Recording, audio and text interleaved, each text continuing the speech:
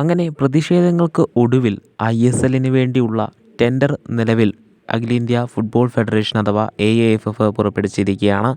ഈ ഒരു ടെൻഡറിൽ AIFF ചൂണ്ടിക്കാണിക്കുന്ന ചില കാര്യങ്ങൾ നമുക്കൊന്ന് ആദ്യം തന്നെ നോക്കി വരാവുന്നതാണ്. അടുത്ത വരുവാനായിട്ട് പോകുന്ന 15 വർഷത്തേക്ക് വേണ്ടിയാണ് ഈ ഒരു ടെൻഡർ നിലവിൽ AIFF ഓപ്പൺ ചെയ്തിട്ടുള്ളത്.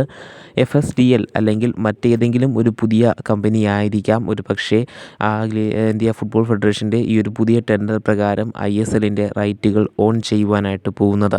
അതുമാത്രവുമല്ല, ISLൻ്റെ ഈ ഒരു ടെൻഡർ പ്രോസസ്സ് പൂർത്തിയാവുക നവംബർ 5 കൂടിയായിരിക്കും.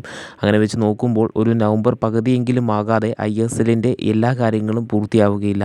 പിന്നീടും മറ്റ് പല കാര്യങ്ങളുമൊക്കെ നീണ്ടു നിൽക്കുന്നതിനാൽ ഈ വരുവാനായിട്ട് പോകുന്ന കല്യാൺ ചൗബെ നേരത്തെ അറിയിച്ചതുപോലെ ISLൻ്റെ കാര്യം, അതായത് ISL ഡിസംബറിൽ ആരംഭിക്കുമെന്നൊരു കാര്യം നേരത്തെ അഖിലേന്ത്യാ ഫുട്ബോൾ ഫെഡറേഷൻ്റെ പ്രസിഡൻ്റായിട്ടുള്ള കല്യാൺ ചൗബെ ആരാധകരെ അറിയിച്ചിട്ടുണ്ടായെന്നാണ്. അത് വെച്ച് നോക്കുമ്പോൾ ഈ ഒരു ഡിസംബറിൽ ആരംഭിക്കുവാനായിട്ടുള്ള സാധ്യതകൾ വീണ്ടും കുറഞ്ഞിരിക്കുകയാണ്. അങ്ങനെ നോക്കുമ്പോൾ ഉറപ്പായും ഒരു ജനുവരി മന്തിലായിരിക്കാം ഒരു പക്ഷേ ഇക്കുറി ISL ആരംഭിക്കുവാനായിട്ട് പോവുക.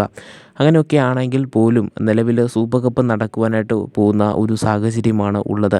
ഒക്ടോബർ 25 ആരംഭിക്കുന്ന സൂപ്പർ കപ്പാണ് നിലവിൽ ആരാധകരുടെ ഏറ്റവും വലിയ പ്രതീക്ഷ. ഈ ഒരു സൂപ്പർ കപ്പ് ആരംഭിക്കുമ്പോൾ പല ക്ലബ്ബുകളും നിലവിൽ മുൻപോട്ട് പല ആശയങ്ങളും അല്ലെങ്കിൽ ആശങ്കകളും മുമ്പോട്ട് വെച്ചിട്ടുള്ളൊരു സാഹചര്യമാണ് ഉള്ളത്. ഒന്നാമത്തെ ഒരു കാര്യം എന്ന് പറയുന്നത് ക്ലബ്ബുകളുടെ ISLൻ്റെ കാര്യത്തിലുള്ളൊരു അവ്യക്തതയായിരുന്നു. അതേ നിലവിൽ ഏകദേശം ഒരു ഉറപ്പായി വരുന്നൊരു സാഹചര്യമാണ് ഉള്ളത്.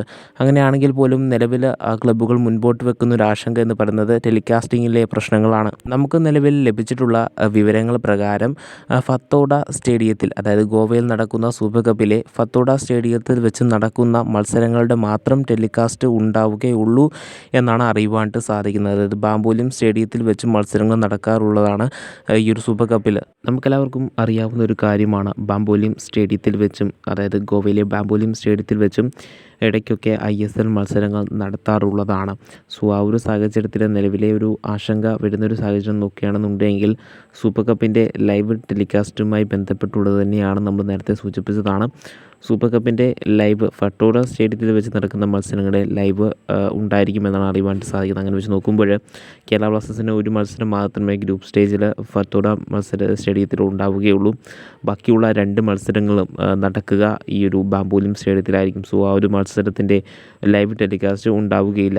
ഈ ഒരു കാര്യവുമായി ബന്ധപ്പെട്ട് കേരള ബ്ലാസ്റ്റേഴ്സും അതോടൊപ്പം തന്നെ നിലവിൽ ഹൈദരാബാദ് FC നിന്നും തങ്ങളുടെ പ്ലേസ് മാറി, അതായത് തങ്ങളുടെ ലൈസൻസ് മാറി പുതിയ ക്ലബ്ബായി വന്നിട്ടുള്ള സ്പോർട്ടിംഗ് ക്ലബ് ഡൽഹിയും ചേർന്ന് ഇതിൽ ഒരു വലിയൊരു ആശങ്ക നിലവിൽ പ്രകടിപ്പിച്ചിരിക്കുകയാണ്. അതായത് ISLൻ്റെ ലൈവ് ടെലികാസ്റ്റ് ഇല്ലാത്തതുമായി ബന്ധപ്പെട്ട് ഒരു വലിയൊരു ആശങ്ക തന്നെ നിലവിൽ അഖിലേന്ത്യാ ഫുട്ബോൾ ഫെഡറേഷന് നേരെ ഉന്നയിക്കുകയും തങ്ങളുടെ ആശങ്ക വ്യക്തമാക്കുകയും ചെയ്തിട്ടുണ്ട്. സോ ഈ ഒരു കാര്യത്തിലൊരു വ്യക്തമായൊരു നടപടി അഖിലേന്ത്യാ ഫുട്ബോൾ ഫെഡറേഷൻ ഏറ്റെടുക്കുമെന്ന് തന്നെ നമുക്ക് പ്രതീക്ഷിക്കാവുന്നതാണ്. കാരണം എല്ലാ മത്സരങ്ങളുടെയും ലൈവ് ടെലികാസ്റ്റ് ഇല്ല എന്നുണ്ടെങ്കിൽ, അതായത് കേരള ബ്ലാസ്റ്റേഴ്സും സ്പോർട്ടിംഗ് ക്ലബ്ബ് ഡൽഹിയും ഉന്നയിക്കുന്നത് എന്താണെന്ന് വെച്ച് കഴിഞ്ഞാൽ ഈ ഒരു കാര്യത്തിലൊക്കെ തന്നെ പൂർണ്ണമായി, അതായത് സൂപ്പർ കപ്പിൽ പൂർണ്ണമായും വിശ്വസിച്ച് സ്പോൺസേഴ്സായി മുൻപോട്ട് കടന്നു വന്നിട്ടുള്ള കമ്പനികളോടൊക്കെ ചെയ്യുന്ന ഒരു വലിയൊരു അനീതിയായിരിക്കും എന്നാണ് ഈ കേരള ബ്ലാസ്റ്റേഴ്സ് തുടങ്ങിയ ക്ലബ്ബുകൾ മുമ്പോട്ട് വെക്കുന്ന ഒരു ആശങ്ക. സോ ആ ഒരു സാഹചര്യത്തിൽ AIFFന് കടുത്ത തീരുമാനം, അതായത് ഒരു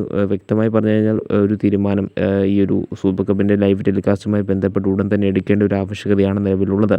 എല്ലാ മത്സരങ്ങളുടെയും ലൈവ് ടെലികാസ്റ്റ് തന്നെ നടത്തേണ്ട ഒരു ആവശ്യകതയാണ് നിലവിൽ AIFFന് മുകളിലുള്ളത്. പോരാത്ത തന്നെ ISLൻ്റെ ടെൻഡർ പ്രോസസ്സ് നവംബർ 5 തന്നെ പൂർത്തിയാക്കേണ്ട ഒരു ആവശ്യകതയുമുണ്ട്. സോ കുറേ ആരാധകർ മുൻപോട്ട് വെക്കുന്ന ഒരു നിർദ്ദേശം വെച്ച് നോക്കുകയാണെന്നുണ്ടെങ്കിൽ FSDL തന്നെ, അതായത് ഫുട്ബോൾ സ്പോർട്സ് ഡെവലപ്മെൻറ്റ് ലിമിറ്റഡ് എന്ന് പറയുന്ന ISLനെ നീണ്ട 10 വർഷത്തോളം ക്യാരി ഔട്ട് ചെയ്തിട്ടുണ്ടായിരുന്ന ആ ഒരു കമ്പനി തന്നെ ISLനെ വീണ്ടും അടുത്ത 15 വർഷത്തും കൂടി ക്യാരി ഔട്ട് ചെയ്യുവാനായിട്ടുള്ള സാധ്യതകളാണ് നിലവിൽ ഉള്ളത് എന്നാണ് അറിയുവാനായിട്ട് സാധിക്കുന്നത്. സോ അതൊക്കെ വെച്ച് നോക്കുമ്പോൾ ഉടൻ തന്നെ ഇന്ത്യൻ ഫുട്ബോളുമായി ബന്ധപ്പെട്ട് പോസിറ്റീവായിട്ടുള്ള അപ്ഡേറ്റുകൾ വരുവാനായിട്ട് നമുക്ക് പ്രതീക്ഷിക്കാവുന്നതാണ്.